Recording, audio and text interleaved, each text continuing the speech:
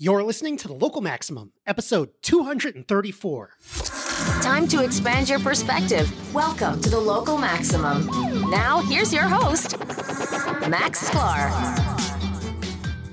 Welcome, everyone. Welcome. You have reached another Local Maximum. Today, we're going to talk a little bit about a branch of mathematics called category theory. You might have heard of category theory. You might have heard that it's really abstract and that it's difficult to learn. And, you're probably right. There are probably some simpler formulations of category theory, but I would say you're not wrong. But did you know that category theory is used at companies throughout the world and it's some of the biggest names that you're aware of? I didn't know the extent of this, but because of the research that I've been doing through Local Maximum Labs and through NewMap AI, I recognize this solution to storing and understanding data as being an absolute game changer. Now, I know that a lot of you out there probably don't know much about category theory. Maybe you tried to get into it at one point and kind of hit a brick wall. Maybe some of you haven't queried databases and the like. And today's topic is high-level stuff, but rest assured, we are not going to try to teach you category theory in the next 30 minutes. We're going to go easy on you. We're just going to talk about how it is actually affecting what is going on to technology in the market, because there's a lot of tech out there where it's really kind of difficult to understand, but where it's, there's a lot of tech out there where it's kind of really easy to see where this is going and what a game changer it is. For example, the self-driving car. Pretty straightforward, right? But category theory as something you could use in a database, that's something that's going to be harder to wrap your head around. So you're going to learn something brand new today. You're going to expand your mind. And I think that this episode has at least something for everyone to think about, whether it's why to learn math and how to apply it, how companies can come out of universities, or, as I especially like to point out on this show, just the ways you can approach this in your personal life. Like, how does the idea of validation of information fit in with what you do? And by the way, pretty much everyone's job that is listening to this today is gathering and organizing and disseminating information. I don't care what you do. So this question applies to you. All right. My next guest is the chair, co-founder, and CEO of Conexus, the company who believes that software systems should be able to exchange data reliably, even under the most complex circumstances. And they use the latest research in high-level mathematics or metamathematics or category theory to bring this to reality. Eric Daimler, you've reached the Local Maximum. Welcome to the show. Oh, thank you. I'm glad to have reached the Local Maximum. Yes, and hopefully many more better Local Maximums to follow. So let's just start with, I want to get into like the core technology of what you're working on, the core technology of Conexus.ai. But before we get there, maybe you can give our audience, for someone who's just coming into this, not knowing what any of this is, like what is this you guys are working on, and how did you get to it? What's the like 3-minute version of the journey of what you're building and how you came to be building it? Yeah, sure. One thing that I got from my time in the U.S. federal government was a vantage point about the largest problems of implementing emergent compositional systems or increasingly complex automated systems. I found that early on in this process, bringing together databases and models with guaranteed integrity was a blocker. That testing, no matter how many times you could do it, wouldn't bring the level of certainty needed for flying a commercial aircraft or operating a public utility. What Conexus does is takes a discovery in math, in this particular domain of category theory, this meta math that connects different problems from different sets of math and applies that to databases. And it's from that the whole world opens up, where you can connect data sets, data models across teams with guaranteed integrity of those models. So it enables everything from Uber to crush Lyft with their math dominating Lyft and being able to operate with more alacrity, balancing supply and demand, their driver supply to rider demand, and to a large oil and gas company that needs to make sure that they decrease their time to first oil and move their rigs more effectively from a place where one exploratory hole gets drilled to another, with safety being their priority, to operating windmills that all come from different manufacturers and have different designs for deployment, operation, and maintenance. So in those different domains, this math brings power by integrating data sets and data models with a guaranteed integrity. So we're going to get into some examples, especially the math, in a little bit. But I just want to add, like, first of all, in my time as an engineer, one of the things that I've noticed is that just trying to translate between different data models is and doing upgrades and making sure things are backward compatible and all that is one of the main problems, and it's also one of the problems that I think causes the nastiest, most unforeseen bugs. Like there are days when I come into the office and it's like, oh my god, everything broke. How did this happen? You trace it back. It's because one of these data models. It's because something got upgraded at the wrong time, or not a type error, but someone was expecting one data type and got another data type, and something got flipped. And it's like, wow, that is a lot of lost productivity just from those types of errors. So from my perspective, I think that's the problem that you're trying to solve. And that's the way to get like you said, you were working for the U.S. federal government, large complex automated systems. I mean, this kind of stuff is like order of magnitude. It's like one of those 10x problems in terms of productivity. Is that how you see it? The canonical 10x benefit is certainly there, just in terms of the dollars, but it's really immeasurable in terms of the safety. What's changed over the last 10 or 20 years is that this difficulty that you just described in bringing together models and still finding errors is now so vast, it permeates so many parts of these large organizations that it has become increasingly evident that it is the blocker to be fulfilling on the magic that we hear about in the daily discourse for AI. That's what's happened now, is companies are prioritizing the solving of this particular problem. You see this being nibbled away with other technologies such as data lake or slightly structured lake houses or data warehouses. That gets at the problem slightly, but many of those are a little bit like throwing all my library books in one big building and then saying, well, they're all together now. Yeah. Or saying, I put them into different piles by color. Now it's sorted and structured. Right. It gets some of the way there, but it's certainly, you wouldn't want to rely on that if you then had a billion books, or in this case, a billion data points or a billion data models. And that's what's changing and forcing companies to rethink the implementation of this technology. Yeah. Well, maybe a specific example, and I don't know if I should be talking about a previous employer this way, but it's such a great example. Why don't I use it? It's like, we'll bring everything into, Google Bigtable, right?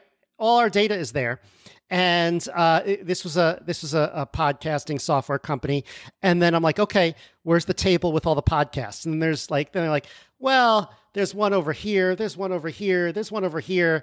You could check one of them. Maybe the podcast you're looking for might be in all of them, but it might have different data associated with it. And I was like, this is going to drive me crazy. And it did. And that was a small company. So, it just gets worse with scale.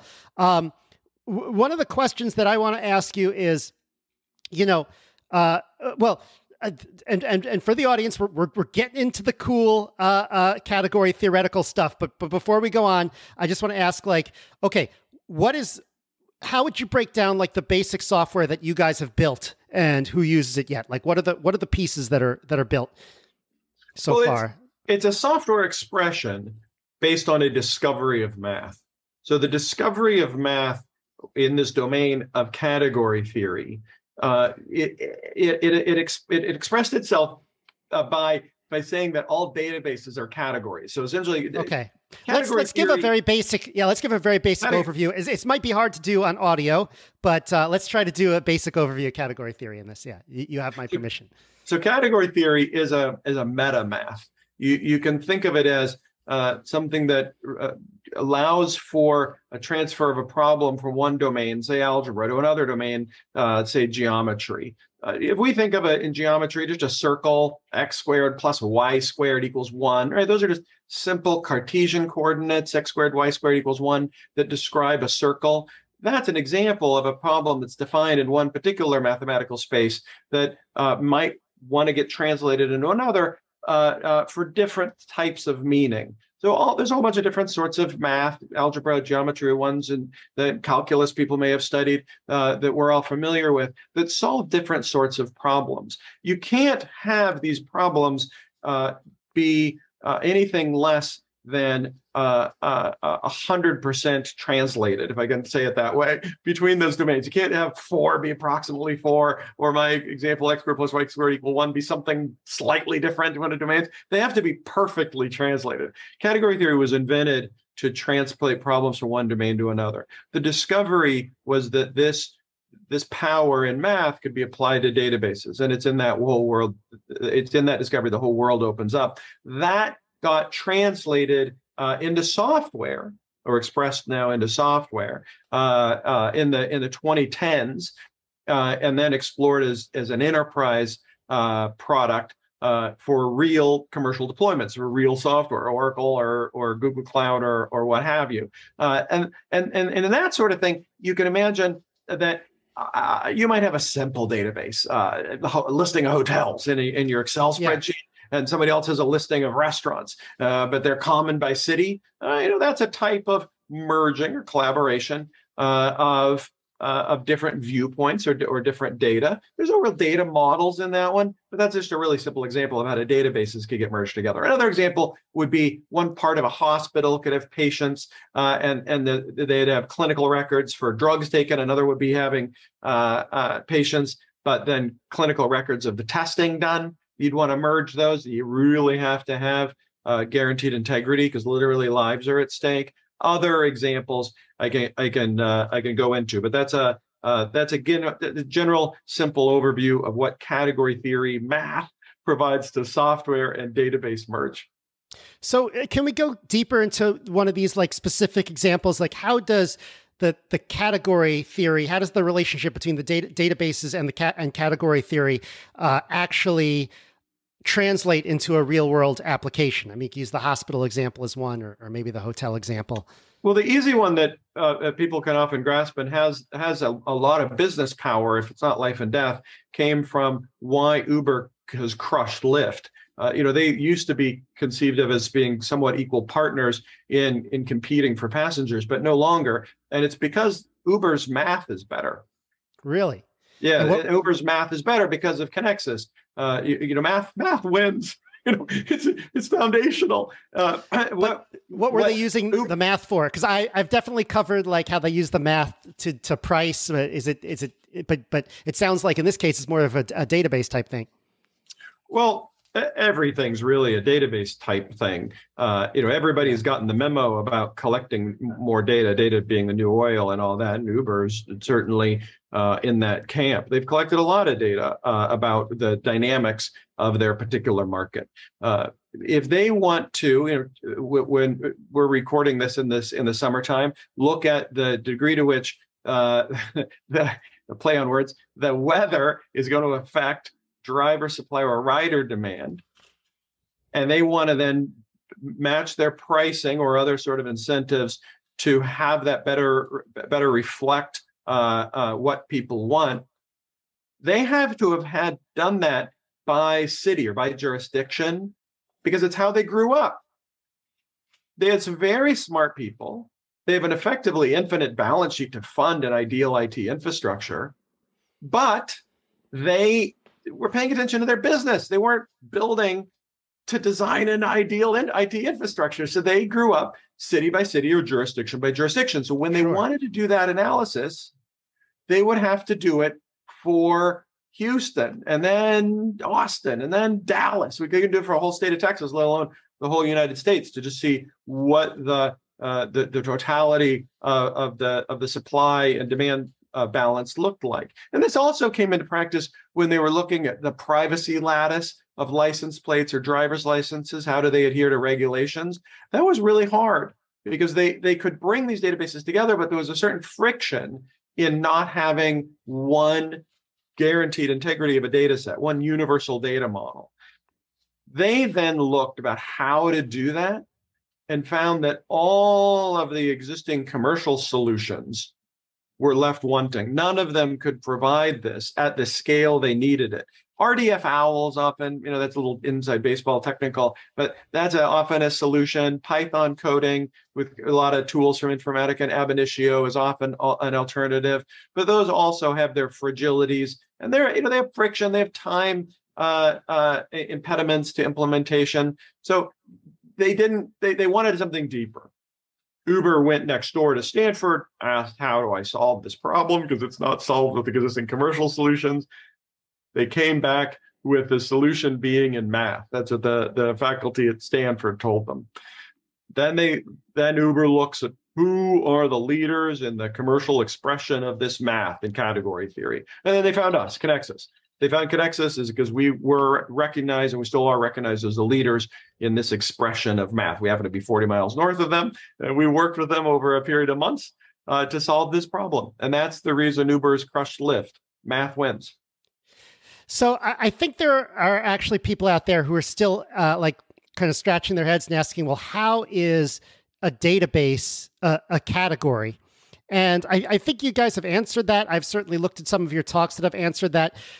Maybe we can get into a little bit like, is a database table a lot like an object and category theory? What is an object and category theory? I mean, maybe we can go into like a simple example, like the category of sets or something, and say how that's the category of databases. Is that something that you could help explain maybe a little bit without? Yeah, there's a particular nomenclature within the domain of category theory. I find it to be kind of unnecessarily complicating in understanding what category theory is. I think the best way to think about category theory is, while it certainly is an abstract math, kind of related to type theory, there's a lot of it's often thought of better as graph theory, but graph theory with more structure. So graph theory, people often are familiar with just as a visualization of a spider web that I might have seen a long time ago. Back when in the early 2000s, there were a lot of explorations for graph theory's application in social dynamics and in finding terrorist cells and all that sort of stuff. That was a good use of graph theory at the time. Category theory is like that, but it's just infinitely richer. You can add a lot more information to that. So that's a way to think about the categories. What category theory it provides is this compositionality. The future is going to be foundationally more and more structured. And if you wanted to have something infinitely structured, more structured, but scaling infinitely with guaranteed integrity, then you require math to provide those guarantees. And category theory is the math behind that.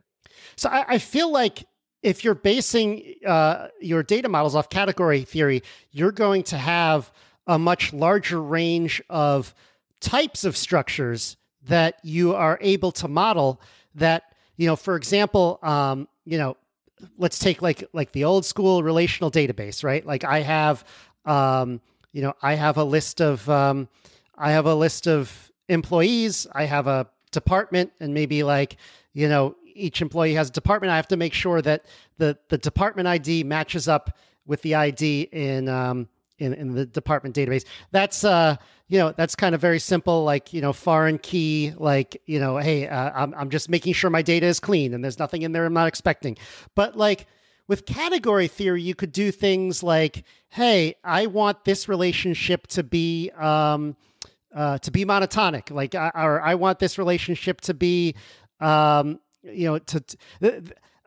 are more rules that you can code in category theory. Have you found real world uses for that? Well, that's what we do as a business. That's what Conexus provides as a business, is provide the real world applications for the discovery in math in category theory. That's what we do. Right. Another example besides allowing Uber to dominate its competition in that particular case, comes to us from a large oil and gas company with which we work that has found a particular application in making their wells safer. So what happens is that if exploration has defined a particular area, onshore, offshore, that is worthy of drilling a hole to the extraction of these resources, there's another group that comes in there and says, all right, we need to dig the hole. And they need to design how the well is going to be configured. Smart people, petroleum engineers. Right. But the consequence of making a mistake is such that there's a lot of people overseeing the process of it being designed and then fabricated and then ultimately digging the hole. All separate groups. People looking at these models have to iterate together. Because the consequence of errors can be catastrophic, as we knew from Deepwater Horizon. That was somebody just getting frustrated with the timing and eventually just forcing through a decision to dig a hole. That is such a big deal and happens actually at such a rate that there's a lot of motivation to solve these problems. And the engineers currently do it by spending a couple of hours a day iterating with each other to collaborate. What the math of category theory provides is it provides the encapsulation of these logical data diagrams that are created by these various engineers to be merged together without consensus in such a way that you then have a universal data model against which all of the engineers can query and detect logical contradictions. That's what the software expression ultimately provides. So it decreases this time to first oil so that a rig no longer has this uncertain 6-week to 6-month duration on a particular site, but can shorten that to a predictable 2 to 3 weeks. And it also virtually eliminates the chance of these catastrophic errors because the logical contradictions between everybody's viewpoint is immediately detected by this universal data model that is created from these categories. So it decreases the time to first oil by merging different people's databases, data models. Everybody creates data models in Excel. Everybody has experience with creating data models in Excel just to keep this super simple. Sure. Imagine those data models in Excel just all being merged, but not normalized, not having your own fidelity, the fidelity of your own data model be compromised, but all of those be merged, and then being able to see other people's viewpoint, other people's data inside the context of your own viewpoint. It's actually really simple, but it's a really beautiful solution to increase safety and increase predictability while decreasing costs for these large deployments. Does this include safety and predictability when it comes to something like schema upgrades? Like, let's say I am, something as simple as like adding columns to data. Maybe that's not even a real problem in a normal database situation. But trying to interface between different versions of the same object, like, I have the same object, but this one was created a year ago, and maybe I had a different schema then. Like, it seems like this could help normalize these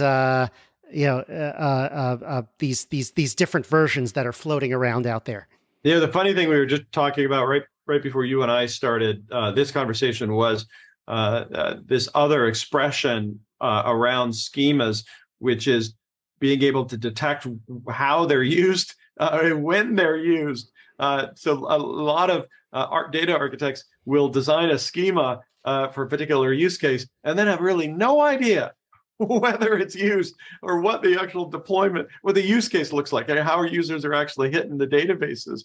What the software of Conexus is able to provide is a comprehensive look, a comprehensive view about how these schemas are actually used, a thorough enterprise-wide map of what is dark in the enterprise, what data is being collected but unused, to give new power to the architects to design new schema. How do you see this interacting with applications in machine learning and AI, if you will? It already seems like what you're building is incredibly intelligent software, so it almost seems like this is part of an intelligent system. Yeah, well, this is, if you'd like to put the name to it, categorical machine learning or categorical AI. There's often a misnomer about what AI is. The way I think of it is that deep learning is a subset of machine learning is a subset of AI, and there are non-machine learning AIs. That's this. This is Gotcha. This is deterministic AI. Call it categorical ML. Call it deterministic AI. But this is AI. It is a foundationally different than deep learning. It provides some different value, but it is a breathtakingly sophisticated system that I think ultimately works in union with those other technologies to provide the value for these large organizations. So people often ask me, like, okay, what's the difference between machine learning, AI? And I say the exact same thing you do, but people sometimes ask, what is an example of AI that's not machine learning? And I have answers, but I'm usually like, well, it's expert systems, it's, symbolic logic and things like that. But those are like very old examples. I feel like I have, through Conexus now, a much more updated example, if that makes sense. The problem with non-ML AI is that they didn't scale. At least that's my view. Those are terrific systems, but even today, people try implementing many of those technologies, and they'll get to a certain limit, and that limit's actually not very large before it just flops, and then they end up having to code these qualitative attributes that make it even worse. Or it ends up turning into machine learning. Like you end up saying, well, this doesn't scale, so now I have to do something a little more probabilistic, and then you're doing machine learning before you know it.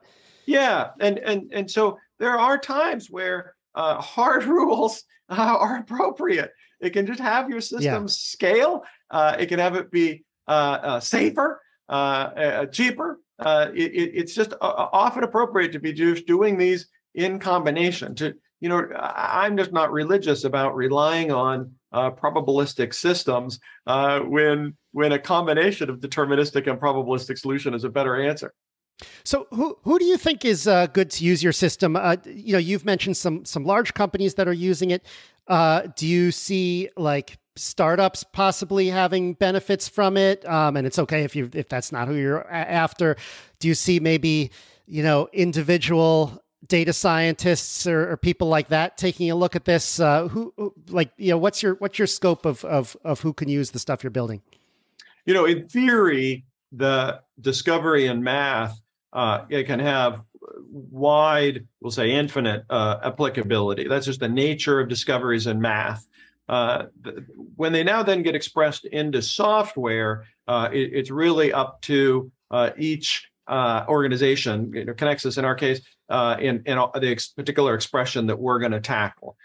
So there are other companies that are expressing discoveries in category theory. One that doesn't get a lot of press is quantum computing. And I think the reason is because quantum computing is sexy by itself. Everybody wants to dig into the physics of quantum computing, but quantum compilers are powered by category theory, by type theory. They're powered by this abstract math. If it wasn't for that abstract math, we wouldn't be able to interpret what quantum computers generate. So in that way, we wouldn't even have quantum computers if not for this math. But that doesn't get a lot of press because it's just a lot less interesting to talk about from a media narrative. Another one that has similar dynamics is in smart contracts on the blockchain.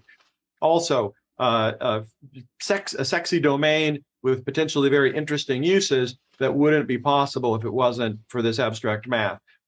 Conexus just has its own expression applied to databases.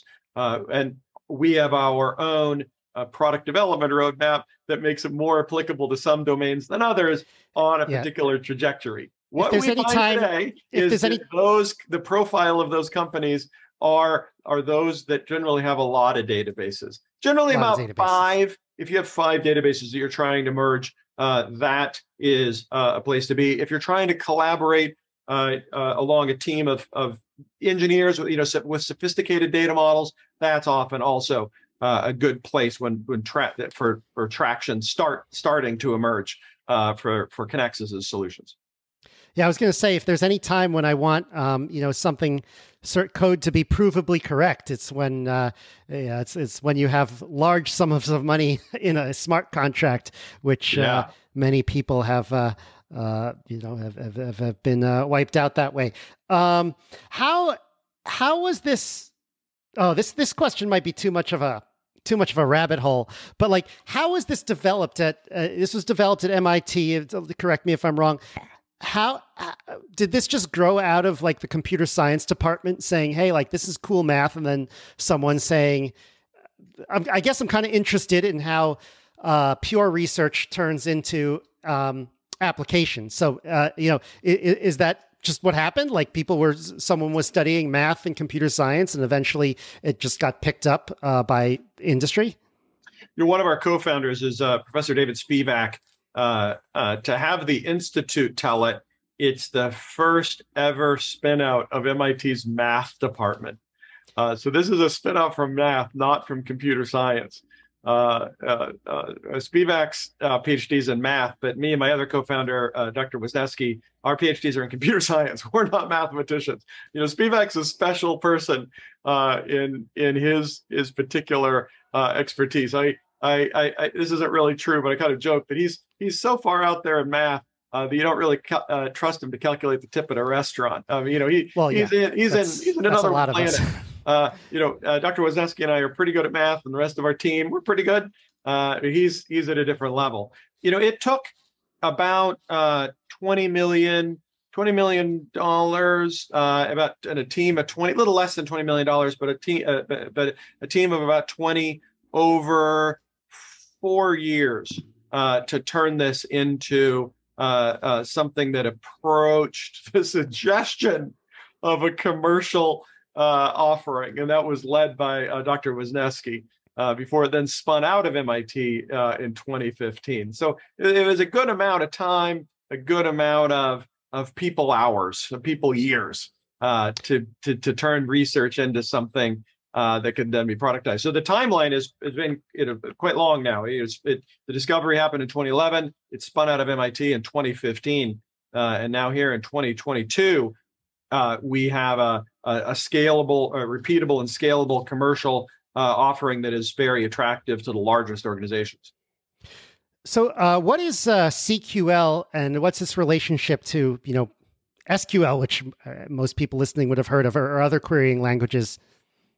Yeah, it was an intentional alliteration that they can both be pronounced as sequel. Oh yeah, that's terrible. I'm sorry. Conexus SQL was intended, or really the conceit at the time was that it could be a replacement for SQL. It's meant to have people familiar with SQL just to be able to jump right in an afternoon and start at it in creating these logically complete emergent compositional systems. And that's what it does. What we are working to do and always had intended to do is create a more user-friendly wrapper so that those not spending their day coding can onboard themselves into composing ever-increasing compositional systems. Yeah. All right. So it sounds like it's easy to learn for someone who is jumping over from another system. So that's pretty great. It also sounds like this is such a vast, this whole relationship between category theory and databases and data integrity. What would you suggest to people who are listening who are like, hey, wow, I'd like to learn more about this. Where can people go to learn more? And also maybe any last thoughts before we wrap up? Yeah, Conexus CQL has an open source component that is widely available. You can download it. That operates in memory, so that if somebody finds value in that for their particular organization, the commercial license provides speed and scale. But it certainly hints at all the compositionality and integrity of the commercial offerings. This has application everywhere from energy, as we talked about, to transportation, but also into aviation and shipping. It has wide applicability whenever there are high consequence data models to be merged. Do you have any I'm sure you have instructional videos for people who want to learn more about the mathematics of it? If you do have that, send that along. I'd love to post it on the show notes page for this. Eric, thank you so much for coming on the show. Any final things before we go? What's the final pitch on just one website or wherever people should go? And Conexus.com is our website where you'll find a lot of resources. Certainly, there's an infinite depth of resources in category theory, either from our co-founder, David Spivak, or many others like Eugenia Chang, some good general audience category theory books that also have a lot of sophistication to them. I think the future is informal methods with the increasing compositionality powered by category theory. And that's, you might say, the more math, the better. But if I were to choose, I might even diminish the emphasis of geometry, trigonometry, and even calculus for statistics, probability, and category theory. All right, Eric, this is, in terms of the vastness of the subject, this was on level hard for trying to put this in a podcast audio format, and I think you did a great job. Thank you so much for being on the show. It was a great time. Thanks for having me. All right, I want to know what you think. Let me know what you took away from that episode on the Locals at maximum.locals.com, and maybe we can get into a more detailed discussion about some of the things that we were talking about today. My next interview on the show, which is going to be, could be next week, could be the following week after that. I'm not exactly sure, but we're going to return to career. We're going to return down to earth, I think some people would say, in terms of the mathematics discussion. But I was, in terms of this one coming up, I was so impressed with the way this discussion about the job search happened. Even if you've done the job search like 1,000 times, you are not going to hear it like this. So please stay tuned for that, and you can look forward next week and every week to more great episodes of The Local Maximum. Have a great week, everyone. That's the show. To support The Local Maximum, sign up for exclusive content and our online community at maximum.locals.com. The Local Maximum is available wherever podcasts are found. If you want to keep up, remember to subscribe on your podcast app. Also, check out the website with show notes and additional materials at localmaxradio.com. If you want to contact me, the host, send an email to localmaxradio@gmail.com. Have a great week. Feel the power.